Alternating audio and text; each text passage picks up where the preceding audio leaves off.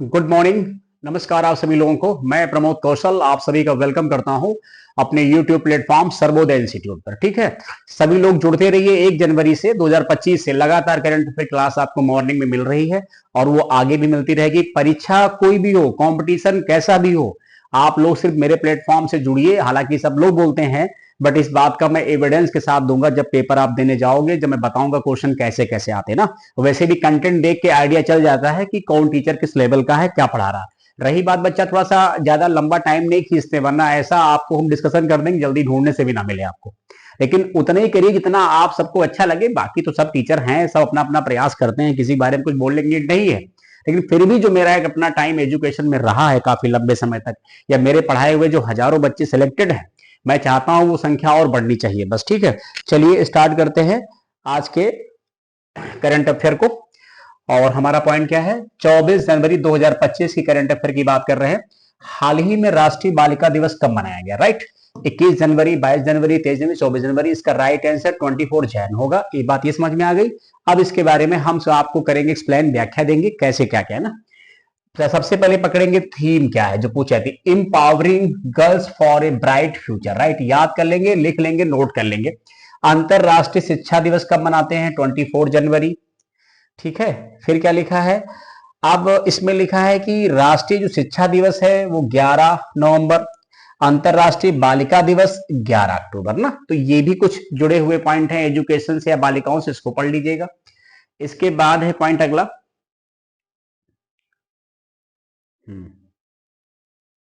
ये क्वेश्चन देखेंगे क्या है, यहां कर दीजिए चौथा। ठीक है, तो सही बन जाएगा। अब आप ट्राई कर लीजिएगा। क्या लिखा है? हाल ही में जारी ग्लोबल फायर पावर इंडेक्स 2025 में भारत कौन से स्थान पर है? पहला है, दूसरा है, तीसरा है, चौथा। वैसे अब इंडिया की रैंक में काफी हद तक इंप्रूवमेंट हो रहा है, ऐसी बात नहीं। कुछ ही मामलों में थोड़ा सा इंडिया भी बैकवर्ड है, अदरवाइज देखेंगे टॉप 10 टॉप 5 में आने लगा इंडिया। तो ये जो ग्लोबल फायर पावर इंडेक्स है, ये मतलब कहने का मतलब है कि हम डिफेंस के मामलों में, सैन्य के मामलों में, ठीक, जल थल यानी एयर, नवल, आर्मी, हम इन मामलों में देखा जा रहा है कितने ज्यादा स्ट्रांग हुए हैं। तो हमारा इसमें 4th स्थान है, यानी हम चौथे नंबर पे हैं। तो पहले पे कौन हो जाएगा? अमेरिका हो जाएगा। नंबर 2 पे कौन हो जाएगा? ये हो जाएंगे, सॉरी, ये हो जाएंगे रसिया भाई। ठीक है, रूस भाई हो जाएंगे। और नंबर 3rd पे चाइना भाई हो जाएंगे। वैसे मान के चलिए रूस का पत्ता कट ही चुका है। अब भविष्य में नंबर 1 नंबर 2 पे सिर्फ आपको देखना दिखेंगे हिंदुस्तान और चाइना, यही दो नजर आएंगे। अमेरिका भी धीरे धीरे कहीं ना कहीं कुछ मामलों में डाउन हो रहा, लेकिन फिर भी अमेरिका बड़ा राष्ट्र, जल्दी डाउन नहीं होगा। अभी तो संघर्ष चल रहा है ना। अब इसकी व्याख्या देखेंगे क्या कह रही है। व्याख्या में ये है, लिखा हुआ है कि भाई भारत चौथे स्थान पे तो है, सबसे अंतिम स्थान पर भूटान है जिसकी रैंक है 145। अगर हम पड़ोसी देश पाकिस्तान की बात करें तो 2024 में वो 9वें नंबर पे था, इस बार वो 12वें नंबर पे आ गया। ठीक है, पाकिस्तान से थोड़ा कंपेयर किया जाता है, बट अगर सही देखें तो कोई इंडिया कंपेयर उससे है नहीं। ब्रिटेन से भी कंपेयर नहीं, पाकिस्तान से क्या होगा। अब ये जो चीज हम पढ़ाने जा रहे हैं ये सबसे महत्वपूर्ण आपके लिए है, और इसमें कम से कम 20 से 25 रैंक हम आपको एक साथ प्रोवाइड कर देंगे। ये एक आपके लिए बहुत बढ़िया प्लस पॉइंट है। लेकिन हमने इसमें एक काम ये किया कि रैंक कौन जारी करता है ये नहीं पढ़ाया मैंने, फर्स्ट नंबर पे कौन है ये नहीं पढ़ाया। लेकिन सबसे अच्छी बात है कि फर्स्ट नंबर पे नहीं पूछते हैं, सिर्फ वर्ल्ड रैंकिंग में भारत की रैंक पूछते हैं कौन से नंबर पे है। फिर एक क्वेश्चन और आता है कि रैंक कौन जारी करता है, तो वो फिर मैं कभी अलग से पढ़ा दूंगा, इसमें नहीं पढ़ा रहा हूं। ये कम से कम 20-25 रैंक है, इनको सारी पढ़ डालिएगा। क्या लिखा है? विश्व में भारत की रैंक, ये हमारा मेन पॉइंट है। तो विश्व खुशहाली रिपोर्ट में भारत की रैंक क्या? 126। Business environment ranking India 51। Global unicorn index India number 3rd। ठीक है, अब इसमें नंबर 3rd पे कैसे? नंबर 1 पे अमेरिका, नंबर 2 पे चाइना, नंबर 3 पे हम। साइबर क्राइम इंडेक्स नंबर 10 पे हम। World press freedom index 159 number पे हम। Travel and tourism development index 39 number पे, अभी किसी एग्जाम में आया था। पर्यावरण प्रदर्शन सूचकांक में हम 176 नंबर पे, थोड़ा सा हमारा परफॉर्मेंस बहुत खराब है। Global gender gap index 129 number. Global peace index 116 number. Right, ऐसे पढ़ लेंगे सब लोग बहुत बढ़िया अच्छे से। इसके बाद जो है और देखते हैं आगे। ठीक है, अभी बहुत सारे हैं, हमने सब एक साथ कर दिए ढूंढ के।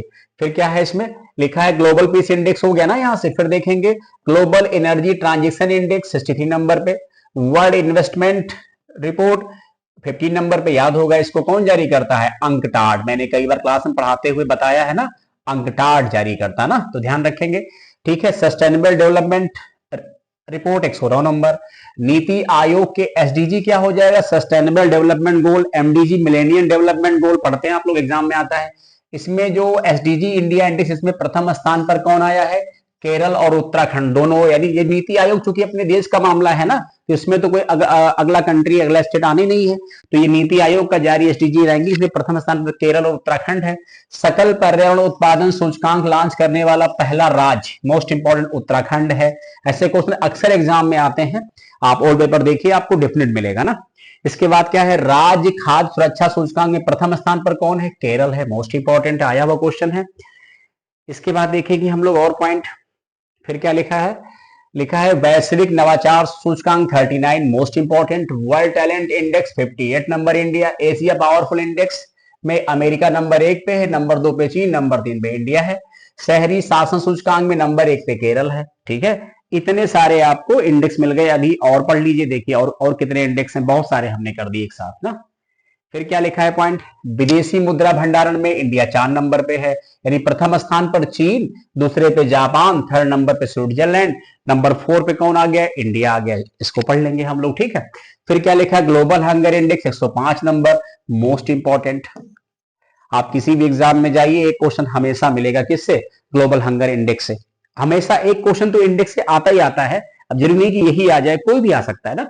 फिर क्या लिखा है? विश्व सकल राष्ट्रीय आय रैंकिंग ना, इसको बोलते हैं जीएनआई, यानी ठीक है, ग्रॉस नेशनल इनकम, इसमें इंडिया 150 नंबर पे है।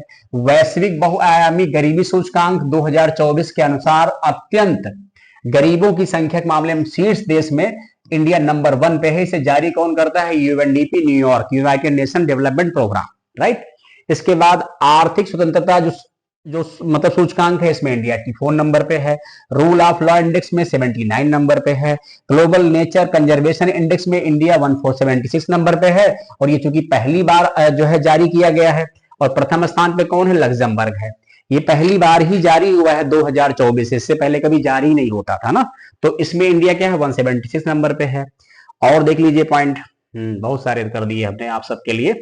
ठीक है, अब वैश्विक पेटेंट फाइलिंग, इसमें इंडिया नंबर 6 पे है, प्रथम पे चीन है।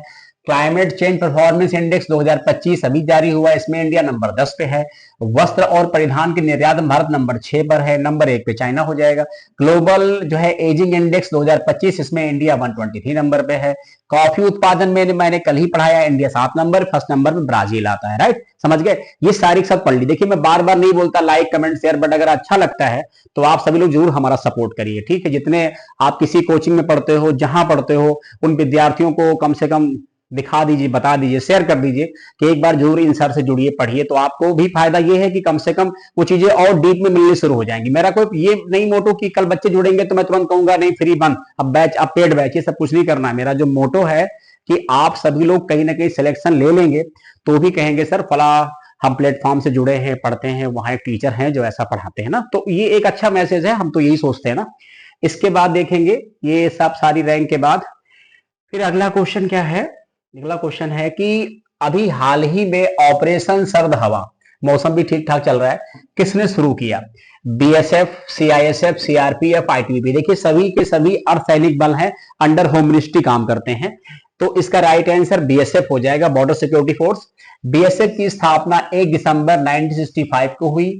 ये गृह मंत्रालय के अंतर्गत अर्धसैनिक बल है। इसके महानिदेशक दलजीत सिंह चौधरी हैं। ये विदेशी देश पाकिस्तान और बांग्लादेश बॉर्डर को सुरक्षा प्रदान करता है। मतलब कहने का है ये पाकिस्तान और बांग्लादेश का जो बॉर्डर है उस पर सिक्योरिटी देता है हमारे यहाँ बीएसएफ ना। इसके अलावा इसका मोटो भी इंपॉर्टेंट है। मोटो क्या है? ड्यूटी अनटू डेथ, ये इसका मोटो है बीएसएफ का। और इसके अलावा देखेंगे अगला क्वेश्चन, ये मोस्ट इंपॉर्टेंट है, ये किसी भी एग्जाम के लिए इसको लॉक कर दो, मोस्ट इंपॉर्टेंट है। इसका रीजन है क्योंकि ये पहली बार ही दिए गए हैं, इनकी शुरुआत ही पहली बार है। क्या कह रहे हैं? अभी हाल ही में 2025 सुभाष चंद्र बोस आपदा प्रबंधन पुरस्कार किसने जीता है? मोस्ट इंपॉर्टेंट है क्योंकि भी सुभाष चंद्र बोस जी की 2 दिन पहले जयंती मनाई गई है। ठीक है, और इसके बाद फिर उसके बाद ये कहा गया था, गवर्नमेंट ऑफ इंडिया ने कहा था कि सुभाष चंद्र बोस जी की याद में एक सम्मान शुरू करना है। उस सम्मान का नाम यही है। तो व्यक्तिगत श्रेणी में तो भी किसी को नहीं मतलब दिया गया है, लेकिन ये सामूहिक रूप से दिया गया एक संस्था को। प्राइज मनी कल मैंने बोला था अगर व्यक्तिगत होगा तो 5 लाख है, और अगर सामूहिक रूप से संस्था को मिल रहा है या किसी एनजीओ ग्रुप को दे रहे हैं तो 51 लाख रुपए है। अब यहाँ क्या पॉइंट है, किसको मिला है, तो INCOIS, ISRO, DRDO, NDRF. Right answer है इनकोसिस। ठीक है, अब इसके बारे में थोड़ा सा हम लोग पढ़ लेंगे ये क्या है ना। तो यहां मैंने थोड़ा सा इंग्लिश में लिख दिया, प्रॉब्लम नहीं होगी। इनकोसिस कब बना है, 1999। स्टैंड्स मतलब इसका फुल फॉर्म क्या है, Indian national centre for ocean information services, ये इसका फुल फॉर्म है, नोट कर लीजिएगा। फुल फॉर्म की हिंदी पीछे ना पड़े, फुल फॉर्म हमेशा इंग्लिश में ही आता है, बशर्ते वो हिंदी में लिख देंगे, बस यही काम करेंगे और कुछ नहीं करने वाले हैं। फिर क्या लिखा है, it is an autonomous organisation under the ministry of earth sciences of the government of India. यानी ये अफिलेटेड किस मंत्रालय से है, यानी पृथ्वी विज्ञान मंत्रालय से ये अफिलेटेड है। फिर क्या लिखा है, INCOIS provides ocean information and advisory services, और इसका हेडक्वार्टर हैदराबाद है। ये बातें नहीं भूलेंगे आप लोग, पढ़ लेंगे। ये चेतावनी देने के लिए एक प्रकार से, सलाह देने का एक प्रकार से संगठन है। जब कोई इस प्रकार की सुनामी, आपदा, ऐसी कोई स्थिति आती है तो ये बहुत बढ़ चढ़ के हिस्सा लेता है। एनडीआरएफ की इसमें बड़ी महत्वपूर्ण भूमिका रहती है, वो भी बहुत बढ़ चढ़ के हिस्सा लेते हैं ना एनडीआरएफ वगैरह। इसके बाद है अगला क्वेश्चन, क्या है, अगला क्वेश्चन है, अभी हाल ही में किस संस्थान का नाम बदलकर national institute for research on commercial agriculture रखा गया है। केंद्रीय तंबाकू अनुसंधान संस्थान, भारतीय कृषि, राष्ट्रीय चावल, भारतीय गन्ना। इसमें राइट आंसर क्या है, ये हो जाएगा ना।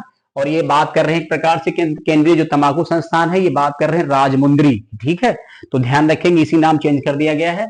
बाकी जो तीनों हैं अगर आप पढ़ते हैं तो इनका जरूर बताइएगा कि इन सभी का मुख्यालय कहाँ है, हेडक्वार्टर ये किस जगह पर है, ये बताना है आपको। ठीक है, ये कमेंट करिएगा। और इसके अलावा क्या है क्वेश्चन अगला, अच्छा, कुछ प्रमुख नामों में बदलाव हुए हैं, हम जरा इसको भी आपको डिस्कशन कर देते हैं बहुत अच्छे तरीके से। क्या लिखा है, कुछ प्रमुख नाम में बदलाव है। काकोरी कांड क्या हो गया है, काकोरी ट्रेन एक्शन हो गया है। अयोध्या एयरपोर्ट क्या हो गया, महर्षि वाल्मीकि एयरपोर्ट हो गया है। राष्ट्रपति भवन के दरबार हाल का नाम गणतंत्र मंडप है, और अशोक हाल का नाम अशोक मंडप किया गया ना। ये राष्ट्रपति भवन में जो दरबार हाल था उसी के नाम बदले गए हैं। तो दरबार हाल को क्या बोलेंगे, गणतंत्र मंडप, और उसको बोलेंगे अशोक मंडप। पुणे एयरपोर्ट का नाम चेंज करके क्या कर दिया गया, यानी मतलब जगत गुरु संत श्रेष्ठ तुकाराम महाराज एयरपोर्ट। ठीक है, पोर्ट ब्लेयर का नाम क्या है, श्री विजयपुरम, इंपॉर्टेंट है। महाराष्ट्र स्टेट स्किल यूनिवर्सिटी का नाम Ratan Tata state skill university कर दिया गया है। महाराष्ट्र का अहमदनगर अहिल्यानगर के नाम से हो गया। राजपथ का नाम कर्तव्यपथ हो गया। चंडीगढ़ एयरपोर्ट का नाम शहीद भगत सिंह एयरपोर्ट कर दिया गया। ठीक, शहीद भगत सिंह अंतरराष्ट्रीय एयरपोर्ट। इसके बाद क्या है पॉइंट, अगला क्वेश्चन देखेंगे हम लोग। इसको अच्छा क्वेश्चन है ये, लिखा हुआ है कि अभी हाल ही में किस राज्य ने कवचम, ठीक है, कवचम को लॉन्च किया है ना। तो ऑप्शन है केरल है, तेलंगाना, तमिलनाडु, महाराष्ट्र। राइट आंसर क्या होगा, केरला। नोट कर लीजिए, यानी कवचम का मतलब क्या है, Kerala warning crisis and hazard management system. ठीक है, एक प्रकार से मतलब सुरक्षा कवच है, जिस प्रकार की आपदा से आपको बचाने का प्रयास करेगी राज्य सरकार, कवचम नाम दिया गया उसका है। ठीक है, और इसके अलावा राइट आंसर केरला। कुछ केरल बारे में हमने लिखा है, वो भी आप लोग पढ़ लीजिएगा, ये क्वेश्चन एग्जाम में आया, मोस्ट इंपॉर्टेंट है। लिखा है केरल का विशु त्योहार नए साल का प्रतीक है। पूछा गया विशु त्योहार का संबंध किस स्टेट से है। केरल समुद्री तट को मालाबार तट कहा जाता है। तमिलनाडु समुद्री तट को कोरोमंडल तट कहा जाता है। केरल को मसाले का बाग और सबरीमाला टेम्पल केरल में स्थित है। मुख्यमंत्री इसके कौन है, पिनारई विजयन है। राज्यपाल का नाम राजेंद्र विश्वनाथ आर्लेकर है। यूनेस्को ने भारत का पहला साहित्यिक शहर घोषित किया है। मोस्ट इंपॉर्टेंट, ये क्वेश्चन अभी एनडीए में आ गया था, कोझिकोड। केंद्रीय नारियल अनुसंधान संस्थान भी केरल में स्थित है, मैंने इसको पहले भी आपको पढ़ा रखा है ना। तो ये सब बातें क्या करेंगे, नोट कर लेंगे। देखिए, एक दिन बैठेंगे सब नहीं याद होगा, बट थोड़ा थोड़ा टाइम देंगे तो फिर सब कुछ याद हो जाएगा ना। आप अगर per day 15 minute, 20 minute, 10 minute, देखिए सबसे कम टाइम की क्लास है। इसको चाहते तो और लंबा खींच खींच के यहाँ का जोड़ के वहां का जोड़ के फिर जोड़ तोड़ करके इसको हम और लंबी करते, बट इतना पर डे मिलता रहेगा तो आपके लिए सफिशियंट रहेगा। एवरेज 12-15 मिनट की क्लास तो मिलती है ना पर डे। चलो, इसके बाद ये देखेंगे पॉइंट, क्या लिखा हुआ है, अभी हाल ही में वर्ल्ड जंपिंग चैलेंज में कौन भारतीय घुड़सवार दूसरे स्थान पर रहे? ठीक है, ऑप्शन है जय सबरवाल, दिव्य कीर्ति सिंह और सुदीप्ति हेजला, विपुल चेडा। तो नंबर 1 इसका जो इस क्वेश्चन का आंसर है वो हो जाएगा जय सबरवाल। ठीक है, ध्यान रखेंगे। रूस के एला वीटा यानी कस्तलिक प्रथम स्थान पर रहे हैं। दिव्या कीर्ति सिंह भारतीय महिला घुड़सवार हैं, इनको अभी अर्जुन पुरस्कार से सम्मानित किया गया। तो कभी कभी क्वेश्चन आ जाते हैं ऐसे क्वेश्चन कि दिव्या कीर्ति सिंह का संबंध किस गेम से है। तो ये भी घुड़सवार है, महिला है, और ये पहली महिला है जिनको इस घुड़सवारी के लिए अर्जुन अवार्ड से सम्मानित किया गया। तो ये भी बात याद रखेंगे, इंपॉर्टेंट है। और अभी जो भारतीय घुड़सवार जो मतलब नंबर 2 पे रहे हैं वो जय सबरवाल है, फर्स्ट नंबर पे रूस के एलावीटा कस्तलिक है। इसके बाद क्वेश्चन क्या है, may be most important question, most important question है, इसको ध्यान रखेंगे। लिखा है समलैंगिक विवाह को मान्यता देने वाला, समलैंगिक विवाह को मान्यता देने वाला दक्षिण पूर्व एशिया का पहला और एशिया का तीसरा देश बन गया है। ठीक है, ऑप्शन है ताइवान है, नेपाल है, थाईलैंड है, भारत है। कुछ इस तरीके का ऑप्शन दिए हुए हैं, इनको हम लोग देख लेंगे, उसका राइट आंसर क्या होगा। एक ऑप्शन ताइवान था, एक नेपाल था, एक थाईलैंड था, एक भारत था। तो राइट आंसर थाईलैंड है ना। थाईलैंड ने समलैंगिक विवाह समानता कानून को मान्यता दे दी है। ठीक है, अब इसे क्या कर दिया, इसे इन लोगों ने लागू भी कर दिया। अब ये थोड़ी हमने व्याख्या दे दी है डीप में, ये देश में लागू भी हो गया। इसके साथ ही थाईलैंड समलैंगिक विवाह को मान्यता देने वाला दक्षिण पूर्व एशिया का पहला और एशिया का थर्ड कंट्री बन गया है। इससे पहले एशिया में ताइवान ने 2019 में, नेपाल ने 2023 में समलैंगिक विवाह को मान्यता दे चुके। समलैंगिक मतलब वही है जो आप पढ़ते हैं हमारे यहाँ, जो आईपीसी की धारा 377 को हटा दिया गया, जिसमें एलजीबीटी को डिफाइन किया गया था ना, याद आया। थर्ड जेंडर कह सकते हो, लेस्बियन है, गे हैं, बाइसेक्सुअल है और ट्रांसजेंडर है ना। अब इसके अलावा क्या लिखा है, हमारे यहाँ जैसे क्या है, ये 377 को हटा दिया गया, यानी ये लोग साथ में रह सकते हैं, साथ में पढ़ सकते हैं, लिख सकते हैं, लेकिन शादी नहीं कर सकते। क्योंकि ये दीपक मिश्रा जो उस समय सुप्रीम कोर्ट के चीफ जस्टिस थे, मुख्य न्यायाधीश, उन्होंने कहा था कि भाई जब प्रकृति रूप से भगवान ने इनको ऐसा बना ही दिया है तो इनको टॉर्चर क्यों किया जाए। तो ऐसे लोग साथ में रह सकते हैं, पढ़ सकते हैं, कुछ भी कर सकते हैं, लेकिन शादी नहीं कर सकते। ये हमारे यहाँ नहीं कहा गया, क्योंकि भाई शादी करनी मतलब शादी एक हमारे यहाँ एक पारंपरिक देखा जाए या एक धार्मिक मामला है, इसमें लोगों की आस्था है, तो इसका मजाक ना बनने पाए। वैसे भी इन लोगों से कोई संतान तो होनी नहीं है। ठीक है, इसके अलावा क्या पॉइंट है, रिपोर्ट के मुताबिक कानून लागू होने के पहले दिन करीब 300 से अधिक समलैंगिक जोड़ों के शादी करने की उम्मीद है। भाई समलैंगिक हैं तो आपस में शादी कर लेंगे, संतान उत्पत्ति तो वैसे भी नहीं होगी, लेकिन कम से कम एक प्रकार साथ में रह सकते हैं। अब समलैंगिक जोड़े हमारे यहाँ भी लिविंग में रह सकते हैं, एक बार साथ में रह सकते हैं। लिविंग का मतलब हमेशा अलग नहीं हो, मतलब रॉन्ग नहीं होता, साथ में रह सकते हैं। रूम वूम जैसे मिलता नहीं था वो मिल जाएगा, लेकिन अब शादी करने का हमारे यहाँ नहीं कहा गया ना। इसके अलावा क्या है, और देखते हैं पॉइंट क्या है। इसके अलावा लिखा है यहां पर, ये बताना चाहते हैं कि थाईलैंड में करीब 20 वर्षों से समलैंगिक विवाह को कानूनी मान्यता देने के लिए एलजीबीटीक्यू समुदाय मांग कर रहा था। ठीक है, इन देशों में है मान्यता अभी दुनिया में। ठीक है, इन देशों में मान्यता अभी दुनिया में अमेरिका, ऑस्ट्रेलिया और यूरोप के जर्मनी, फ्रांस, बेल्जियम समेत 31 देशों में समलैंगिक विवाह को कानूनी मान्यता प्राप्त है। 31 कंट्री विश्व में है जिनको समलैंगिक विवाह की कानूनी मान्यता प्राप्त। उसमें लेटेस्ट में शामिल होने वाला कौन है, वो थाईलैंड है। इससे पहले ताइवान एशिया में, और ताइवान के बाद नेपाल, नेपाल के बाद थाईलैंड। क्या लिखा है, इसके अलावा Yemen, Iran, Brunei, Nigeria, Qatar समेत 13 देशों में ऐसे विवाह पर प्रतिबंध भी है। ये भी ध्यान रखेंगे। ठीक है, समझ रहे हैं इस बात को। थोड़ा मुस्लिम कंट्री जो है इसको बड़ा अलग देखते हैं, उनकी फीलिंग अलग है। तो हमें लगता है इतना करंट अफेयर आप सबके लिए बहुत सफिशिएंट है। ऐसी डेली में करंट अफेयर क्लास आपको देता रहूंगा। बस आप यही सपोर्ट करिए कि थोड़ा सा आप जो भी आपके जानने वाले मित्र, दोस्त, सहयोगी हैं उनको सपोर्ट कर दीजिए, बोल दीजिए, बता दीजिए। बस यही एक आपसे उम्मीद है। थैंक यू सो मच, बहुत बहुत धन्यवाद आप सभी को।